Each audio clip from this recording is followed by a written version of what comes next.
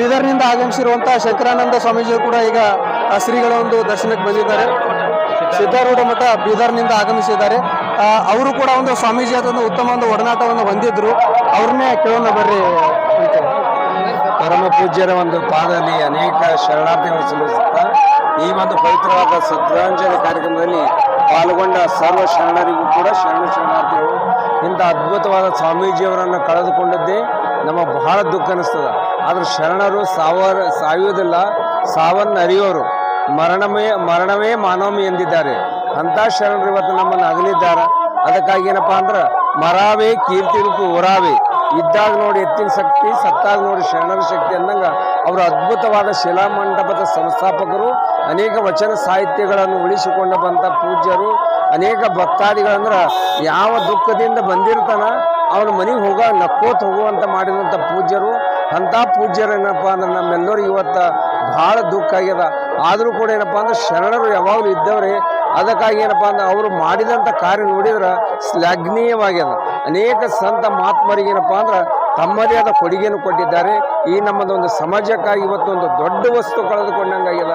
ಅದಕ್ಕಾಗಿ ಎಲ್ಲ ಸದ್ಭಕ್ತರು ಕೂಡ ಒಂದು ಅವ್ರದ್ದು ಏನಪ್ಪ ಅಂತ ಶ್ರದ್ಧಾಂಜಲಿ ಕಾರ್ಯಕ್ರಮ ಕೂಡಿಕೊಂಡು ಎಲ್ಲರೂ ಬಹು ವಿಜೃಂಭಣೆಯಿಂದ ಇಂಥ ಒಂದು ಅದ್ಭುತವಾದ ಕಾರ್ಯಕ್ರಮ ಇವತ್ತೇನು ಅವರು ದೇಹ ಬಿಟ್ಟಿರೋದು ನಮ್ಗೆ ಅನಿಸಲ್ಲ.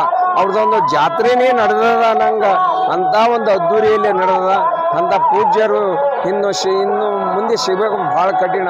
ಇಂಥ ಒಂದು ಸಂದರ್ಭದಲ್ಲಿ ಶ್ರೀಗಳು ನಮ್ಮೆಲ್ಲರಿಗೆ ಆಶೀರ್ವಾದ ಮಾಡಲಿ, ನಮ್ಮೆಲ್ಲರ ಮೇಲೆ ಅವ್ರ ಕೃಪಾ ಇರಲಿ. ಅವರು ನಮ್ಮ ಬೀದರ್ನಿಂದ ಬರುವ ಭಕ್ತಾದಿಗಳಿಗೂ ಜಗದ್ಗುರು ಸಿದ್ಧಾರೂಢ ಜನ್ಮಸ್ಥಳದಿಂದ ಇಲ್ಲಿ ಈ ಮಾರ್ಗವಾಗಿ ಹೋಗ್ಬೇಕಾದ್ರೆ ನೂರಾರು ಭಕ್ತರಿಗೆ ದಾಸೋಹ ಮಾಡಿದಂಥ ಪೂಜ್ಯರು. ಅವರಲ್ಲಿ ಒಂದು ಏನೊಂದು ಅಪೇಕ್ಷೆ ಇಲ್ಲದೆ ಅವರನ್ನು ಇಟ್ಟುಕೊಂಡು ಅವರಿಗೆ ಆರೈಕೆ ಮಾಡಿ ಥಂಡಿ ಇರ್ತದಲ್ಲ, ಈ ದಿನ ಡಿಸೆಂಬರ್ದಾಗೆ 30-31 ಕಾರ್ಯಕ್ರಮ ಹುಬ್ಬಳ್ಳಿಲಿ ಆಗ್ತದೆ. ಆ ಕಾರ್ಯಕ್ರಮ ಸಾವಿರಾರು ಭಕ್ತರು ಬರುವವರಿಗೆ ಏನಪ್ಪ ಅಂದ್ರೆ ದಾಸೋಹ ತಮ್ಮದೇ ದಾಸೋಹ ಮಾಡಿ ಅವರೊಂದು ತೃಪ್ತಿ ಮಾಡಿ ಕಳಿಸಿದಂಥ ಪೂಜ್ಯ. ಇಂಥ ಪೂಜ್ಯರು ನಮಗೆಲ್ಲ ಇವತ್ತು ಇದಾಗಿದೆ. ಅದಕ್ಕಾಗಿ ಅವ್ರದ್ದೊಂದು ನಾವು ಕೂಡ ಅವ್ರದ್ದು ಋಣಿಯೊಳಗಿದ್ದೀವಿ. ಆ ಪೂಜ್ಯರದ್ದು ಎಷ್ಟು ಗುರುವಿನ ಋಣ ಮುಡಿಸ್ಲಾಕ ಗುರು ಸಿಗೋದೇ ದುರ್ಲಾಭ, ಸಿಕ್ಕರೆ ನಮಗೆ ಬಹುಲಾಭ ಅಂತ ಲಾಭವನ್ನು ಮಾಡಿಕೊಳ್ಬೇಕಂತ ಸದ್ಭಕ್ತರಲ್ಲಿ ಈ ಒಂದು ಚಾನಲದವರಿಗೆ ಕೂಡ ಅವ್ರ ಚಾನಲ್ ಕೂಡ ಆ ಪೂಜ್ಯರಿಂದ ಏನಪ್ಪ ಅಂದ್ರೆ ಉತ್ತರೋತ್ತರಾಗಿ ಇನ್ನೂ ಬೆಳೆಯಲಿ, ಇನ್ನೂ ಸಂಪರ್ಕದ ಬರಲಿ. ಇಂಥ ಒಂದು ಮಾಧ್ಯಮಗಳಿಂದೇ ಪ್ರಚಾರ ಪ್ರಸಾರ ಆಗ್ತದ.